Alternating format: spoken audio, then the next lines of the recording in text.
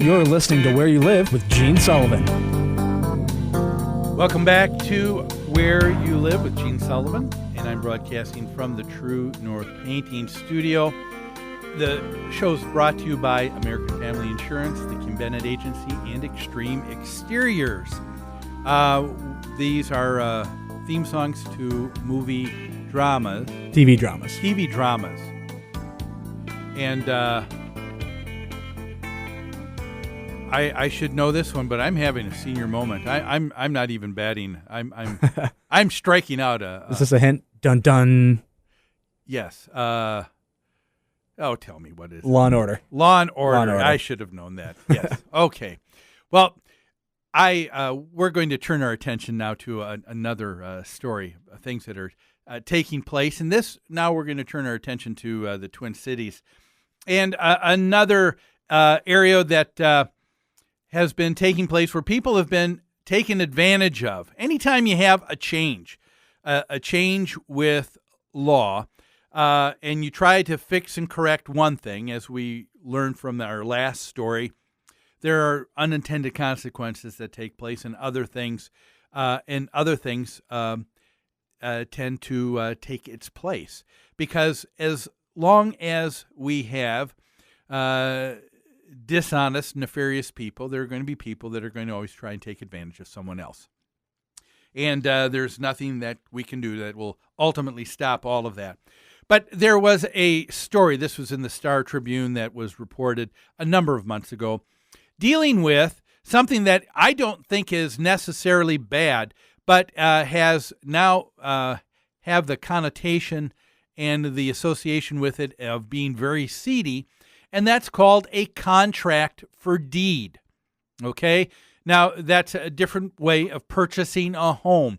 When a person normally went to purchase a home, you'd go to see a loan officer, a mortgage banker who's associated with a bank, and they would go through criteria and requirements to see if you were solid and would be a good risk for them to loan you the money to be able to purchase a home. But with a contract for deed, that's not needed because you are dealing not with a bank. And so a lot of people are here, you can buy a house so much easier instead of having those pesky requirements. And there's a reason for those requirements, and we'll talk about those in just a little bit. We can do away with all of that. We don't need a realtor to get involved. That's just a middleman who's going to just raise the price of the home. Let's just deal buyer and seller, just us two in this perfect situation here, and we'll put together something that's going to be wonderful. Well, in the Star Tribune a number of months back, the one of the lead articles was contract for deed can be a house of horror for buyers. And here's what it said. High-risk housing often is sold on such contracts with little or no oversight. A year after moving into her white brick house in suburban Robbinsdale, Jennifer Gaines got a letter that turned her life upside down. She realized that she was facing foreclosure. She couldn't understand why. She was current on her monthly payments.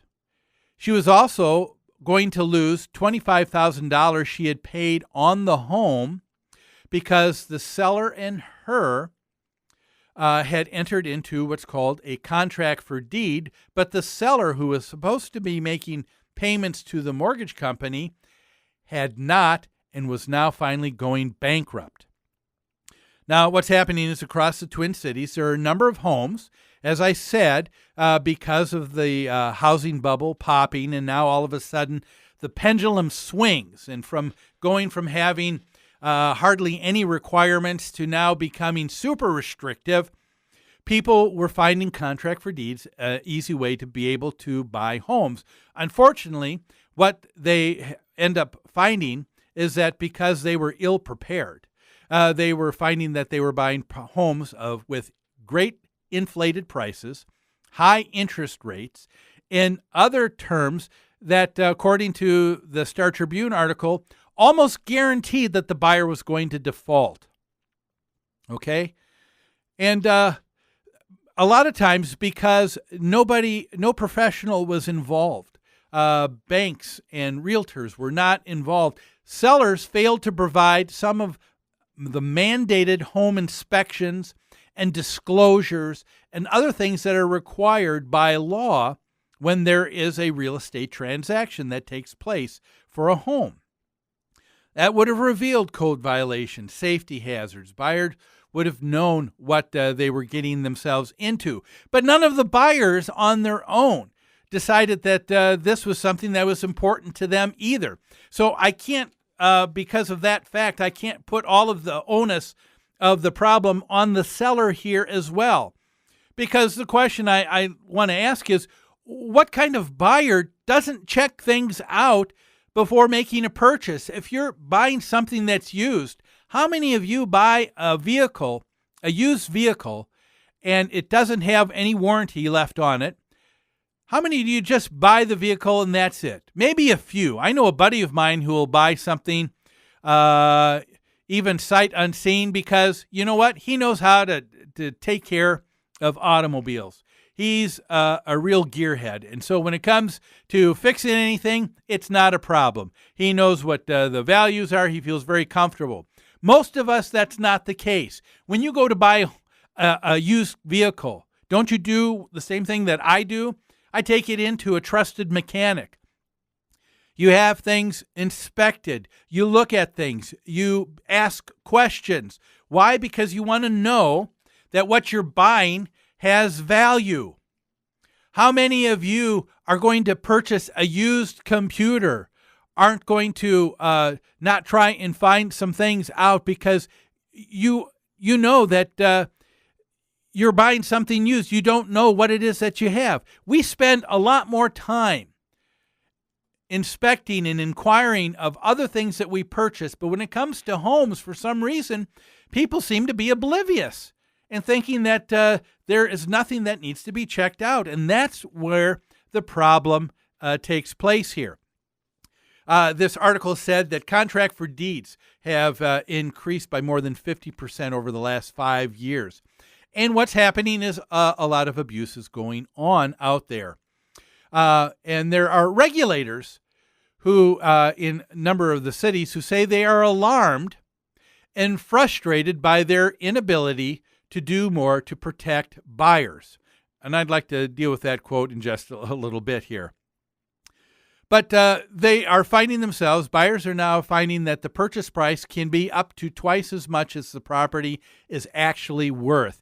In the Star Tribune article, there were people who were sellers of homes, contract for deeds, and they were just forthright saying, I'm putting a 65% premium above the actual value of the home.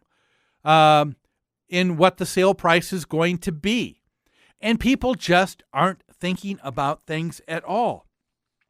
And so I'd like to take a look at it. Let's take a look at both situation of going through typical normal financing versus contract for deed. What's taking place here, okay? First of all, there's a difference in financing, okay? We mentioned that if you're going to purchase a home, most people go to a bank, a lending institution. Now, if the bank is going to give you hundreds of thousands of dollars so that you can make a purchase, you are now taking their money. And they're saying, you know what, we want to make sure that you are a good credit risk. They've got a lot of questions they're going to ask you, aren't they? They want to know, are we going to get paid back? You know, what percent of this monthly payment on this loan will be out of your income? Because if you're paying 70% of your total income on the house payment, you're not going to have enough money for food, for gas, for all the other things that you need to take care of your family. So there's a criteria concerning the percentage of your overall income a bank takes a look at. But the bank looks at other things too, don't they? They also want to verify not only you, but they want to verify the property.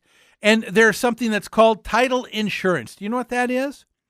Title insurance is where you have an attorney who's hired, and the mortgage company said, if we're going to give a couple $100,000 to this person, we want to know that if we have to take it back quickly because the person doesn't make the payments, and that's our collateral that we get to keep, we want to know that we can turn around and sell it.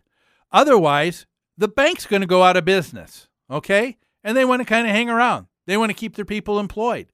They would like to make money like everybody else. They would like to be able to have money there for other people to borrow when needed. And so the bank has a title insurance, and you have an attorney who looks at the title, and they've tried to ask these questions. Are there anybody else that is an owner of the property? Because you may have one person who's selling the property, but if there's 2 or 3 other people who are owners, guess what? You need to get their signatures as well, because if you don't get their signatures, you're not going to have a sale. How about if the property is used as collateral? What if the person who owns it and is now the seller already has additional mortgages on it because he ended up using it as collateral to buy other things for himself? Don't you want to know that? Because guess what? Those things stay on the property. And the bank wants to know, hey, wait a minute, if this person's going to buy the property, you want to know if there are other liens on the property, because those are going to have to be removed. If not, those are responsibilities you're going to assume when you become the owner. And so the bank has to do so much more in verifying the condition of the home as well. And why does the bank go through these great lengths? As I mentioned, they want to make sure that in the case of something going wrong, they can get their money back and all will be okay with them. But there are other things that are differences with this contract for deed versus a normal going through a mortgage lender for getting a loan in purchasing a home. We're going to talk about those things that you need to know if this is going to be your choice in making a home your next purchase. But we'll take a break and we'll deal with that after these messages.